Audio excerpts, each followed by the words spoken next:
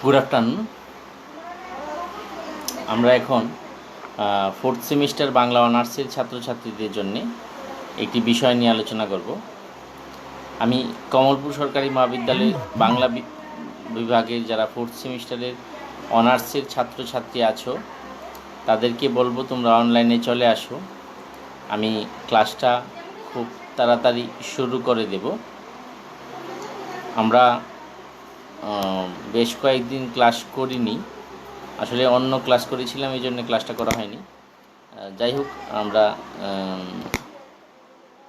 একজন আমি দেখতে পাচ্ছি, সীমা। হ্যাঁ, বাকিরা যদি চলে আসো আমি ক্লাসটা শুরু করে দেব। আমরা আজকে আলোচনা করব গীতি কবিতা নিয়ে। তোমাদের যে সাহিত্যের রূপ ও রীতি বলে একটা ইউনিট আছে, সেই ইউনিট থেকে কবিতার যে ইউনিটটা আছে সেখান থেকে একটা বিষয় হচ্ছে গীতি কবিতা। তো আমরা গীতি কবিতা নিয়ে আজকে আলোচনা করব। আমরা পড়ব গীতি কবিতা কাকে বলে। গীতি কবিতা শব্দটি, গীতি এই শব্দটি মানে কোথা থেকে এসেছে এবং গীতি কবিতার বৈশিষ্ট্য এবং গীতি কবিতার জনক বা গীতি কবিতার জনক কে এবং তার সম্বন্ধে একটু জানার চেষ্টা করব। তো আমরা কি বলছিলাম যে আমরা দেখব প্রথমেই যে গীতি কবিতা কাকে বলে। আমি খুব সংক্ষেপে তোমাদের সামনে আলোচনা করব। তোমরা অনলাইনে সবাই থাকবে, যারা পরে আসবে তাদেরকে বলবো তোমরা ক্লাসটা আবার দেখে নেবে, আমি শেয়ার করে দেব। তো আমি দেরি না করে আমি আলোচনায় চলে যাচ্ছি, আমাদের মূল আলোচনায়। আজকে আমাদের মূল আলোচনা হচ্ছে গীতি কবিতা। গীতি কবিতা কাকে বলে, অর্থাৎ গীতি কবিতার সংজ্ঞা, বৈশিষ্ট্য এবং বাংলা গীতি কবিতার জনক সম্বন্ধে কয়েকটি বিষয়, কয়েকটি কথা আমরা জানার চেষ্টা করব। জনককে, কেন তাকে জনক বলা হয়, এই সংক্রান্ত। তো প্রথমে যেটা আমাদের প্রশ্ন হচ্ছে, যেটা জানবো আমরা, সেটা হচ্ছে গীতি কবিতা কাকে বলে। গীতি কবিতা কাকে বলে? যে কবিতায়, আমি অত্যন্ত সংক্ষেপে বলছি, যে কবিতায় কবি তার ব্যক্তিগত আবেগ অনুভূতিকে, যে কবিতায় কবি তার ব্যক্তিগত আবেগ অনুভূতিকে এক সাবলীল ও আন্তরিক গীতিপ্রবণ ভাষায় ব্যক্ত করে, গীতিপ্রবণ ভাষায় ব্যক্ত করে। আমি আবার বলছি, যে কবিতায় কবি তার একান্ত ব্যক্তিগত আবেগ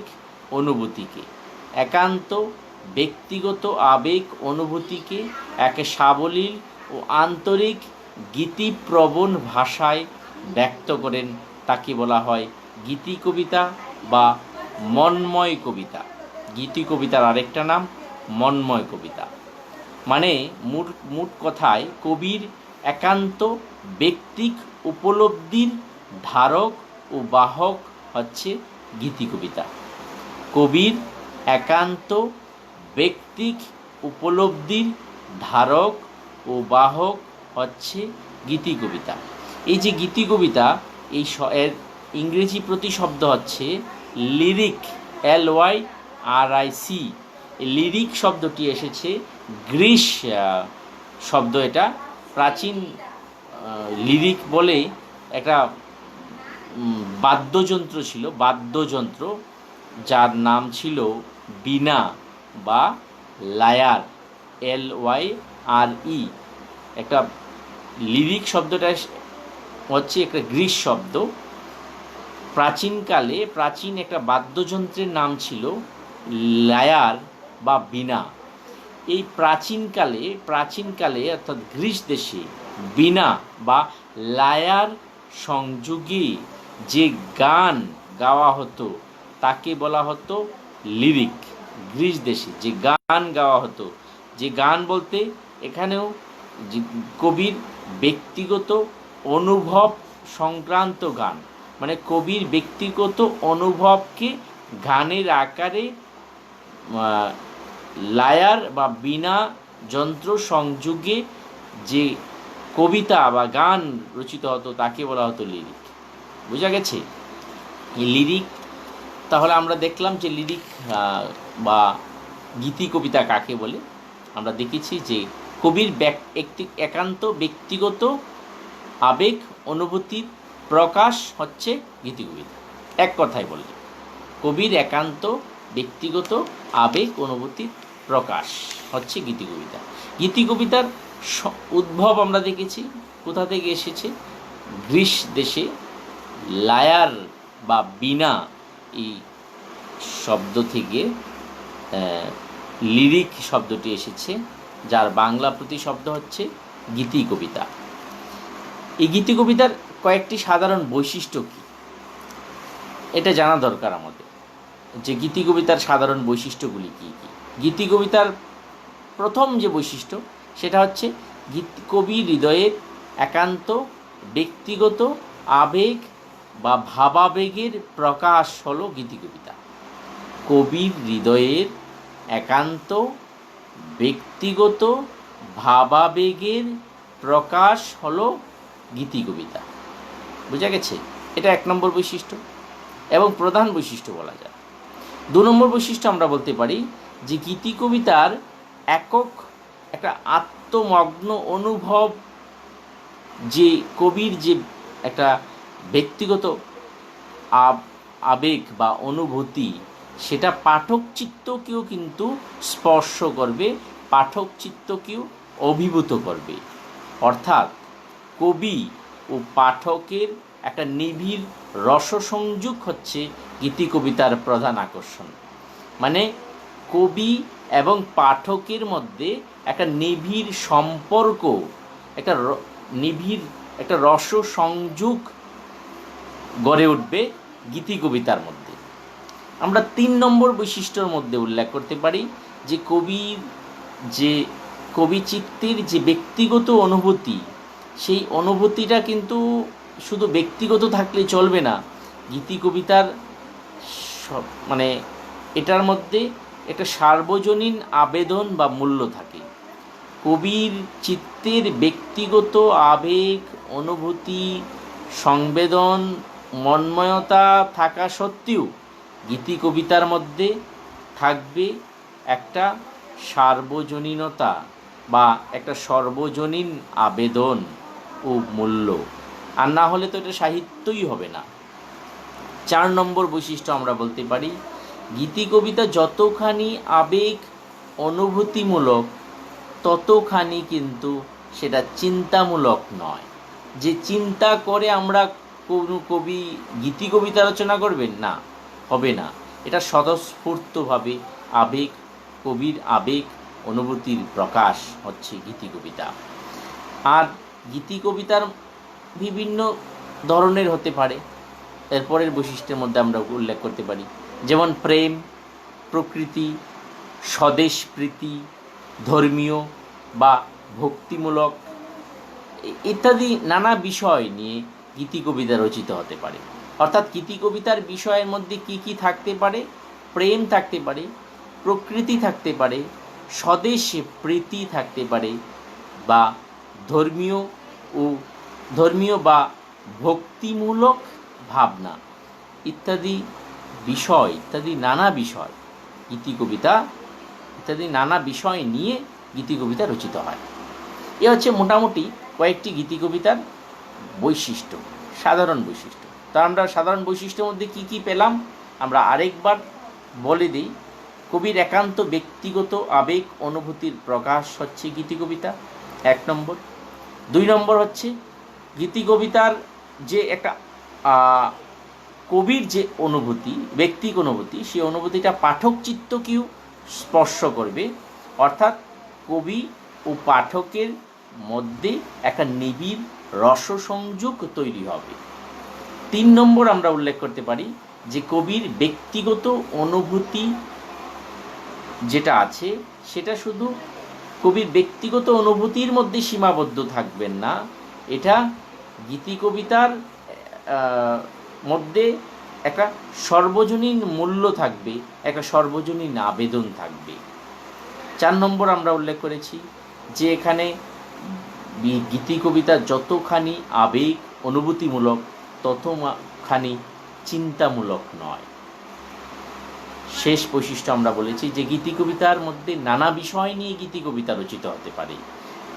এখানে প্রেম থাকতে পারে, প্রেমের বিষয় নিয়ে গীতি কবিতা রচিত হতে পারে, আবার প্রকৃতি, স্বদেশপ্রীতি ও ধর্মীয় বা ভক্তিমূলক ভাবনা ইত্যাদি নানা বিষয় গীতি কবিতার মধ্যে স্থান পাবে। মানে এ থেকে আমরা বলতে পারি যে গীতি কবিতা বিষয়ানুক্রমিক কয়েকটা শ্রেণী বিভাগ এই জন্য লক্ষ্য করা যায়। যেমন প্রেমমূলক গীতি কবিতা দেখা যায়, আবার দেশপ্রেম বিষয়ক গীতি কবিতা দেখা যায়, আবার প্রকৃতি প্রেম বিষয়ক গীতি কবিতা, আবার গার্হস্থ্য জীবন বিষয়ক এবং ভক্তিমূলক, বিষাদমূলক বা তথ্যাশ্রয়ী গীতি কবিতা প্রভৃতি নানা বিষয় বা নানা শ্রেণী আমরা গীতি কবিতার মধ্যে দেখতে পাই। তো গীতি কবিতার প্রথম দেখা গিয়েছিল গীতি কবিতার জনক হচ্ছেন, মানে গীতি কবিতার স্রষ্টা স্বজ্ঞানে তিনি হচ্ছেন বিহারীলাল চক্রবর্তী। বিহারীলাল চক্রবর্তীর আগেও গীতি কবিতা কয়েকটি রচিত হয়েছিল। রচনা করেছিলেন মাইকেল মধুসূদন দত্ত, রঙ্গলাল বন্দ্যোপাধ্যায়। তারা বিচ্ছিন্নভাবে গীতি কবিতার রচনা করেছিলেন। আমরা উল্লেখ করতে পারি মধুসূদন দত্তের, অর্থাৎ মাইকেল মধুসূদন দত্তের বঙ্গভূমির প্রতি কবিতাটির কথা।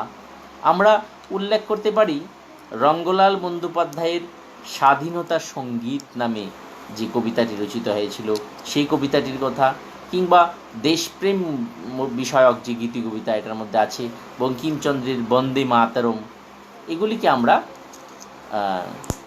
মানে বিহারীলাল চক্রবর্তীর আগে যারা বিচ্ছিন্ন আকারে গীতি কবিতা রচনা করেছেন তাদের কথা বললাম।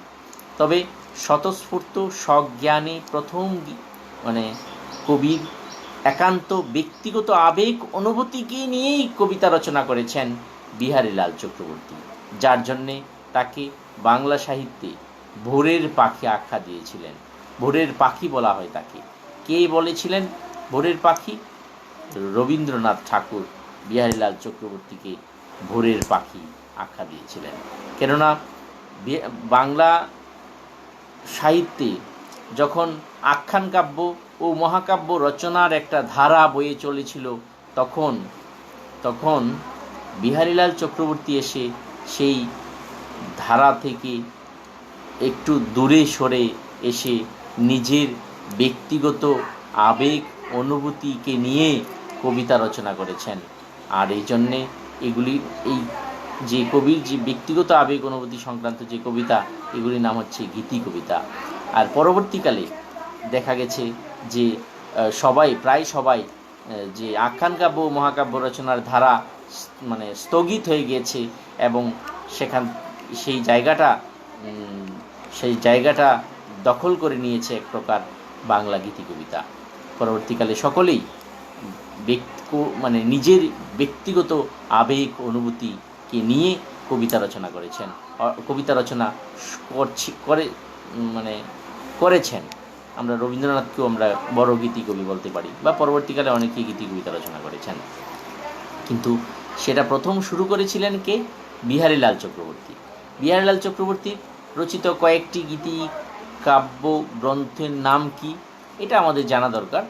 যেমন বিহারীলাল চক্রবর্তীর প্রেম প্রবাহিনী, সঙ্গীত শতক, নিসর্গ সন্দর্শন, এগুলি হচ্ছে যেগুলির মধ্যে কবির বিশেষ অনুভূতিটা, কবির ব্যক্তিক অনুভূতিটা প্রকাশ পেয়েছে, এই জন্য এগুলি গীতি কবিতা। তবে বিহারীলাল চক্রবর্তীর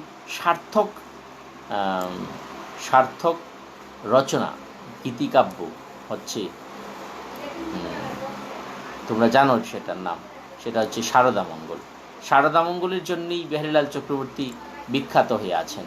শারদামঙ্গলের মধ্যে কবি শারদার বন্দনা করেছেন কবির এই যে সারদা বন্দনামূলক যে কাব্যগ্রন্থ আমরা বলতে পারি সারদা মঙ্গল বন্দনা বলতে এটা কবির একান্ত কবির একান্ত নিজের ব্যক্তিক অনুভূতির কথা ব্যক্ত করেছেন সারদামঙ্গল কাব্যে। তোমরা সারদামঙ্গল কাব্যটা পড়ে দেখবে, তোমাদের বোধ পাঠ্য আছে, তোমরা এই জন্য আমি আর বিস্তৃত আলোচনা করছি না। তোমাদের সারদামঙ্গল কাব্য তো তোমাদের এই সিলেবাসেই পাঠ্য বা এর আগের সিলেবাসে তোমরা পড়েছিলে। যাই হোক, আমি আর দীর্ঘ আলোচনা করছি না। তাহলে আমরা আজকে কি দেখেছি? আমরা আজকে দেখেছি গীতিকবিতা কাকে বলে, গীতিকবিতা শব্দটির উদ্ভব, গীতিকবিতার বৈশিষ্ট্য এবং মানে প্রথম দিকের কারা কারা গীতিকবিতা রচনা করেছেন, কিভাবে গীতিকবিতা রচনার শুরুটা হয়েছিল, তার প্রাথমিক একটা রূপ তোমাদের সামনে তুলে ধরার চেষ্টা করেছি। তোমরা যদি বিস্তৃত আলোচনা পড়তে চাও, তোমরা সাহিত্যের রূপ পরিধি সংক্রান্ত যে বইগুলি আছে সেই বইগুলি থেকে পড়তে পারো, বা গীতিকবিতা নিয়ে আলোচনা অনেক জায়গায় আছে, তোমরা সেই বইগুলির সাহায্য নিতে পারো। সেখান থেকে তোমরা দীর্ঘ আলোচনা পাবে। তোমাদের সবাইকে, যারা যারা ক্লাসে আছো, রিয়া, প্রিয়াঙ্কা, আয়েশা, আমি সবাইকে ধন্যবাদ জানাই এবং বলে দিই যে তোমরা কিন্তু ক্লাসে সবাই অ্যাটেন্ড করবে। আজকে ক্লাসের উপস্থিতির সংখ্যা একেবারেই নগণ্য, এটা কিন্তু মোটেই ভালো লক্ষণ নয়। তোমরা সবাই ক্লাস অ্যাটেন্ড করবে এই আশা রাখি, এবং তোমরা সবাই ভালো থাকবে, সুস্থ থাকবে। আবার তোমাদের সঙ্গে দেখা হবে হয়তো বা কোনো অনলাইন ক্লাসে। তোমাদের আজকে আমি আমাদের যে সংক্ষিপ্ত এই আলোচনা এটা এখানেই শেষ করছি। ধন্যবাদ সবাইকে।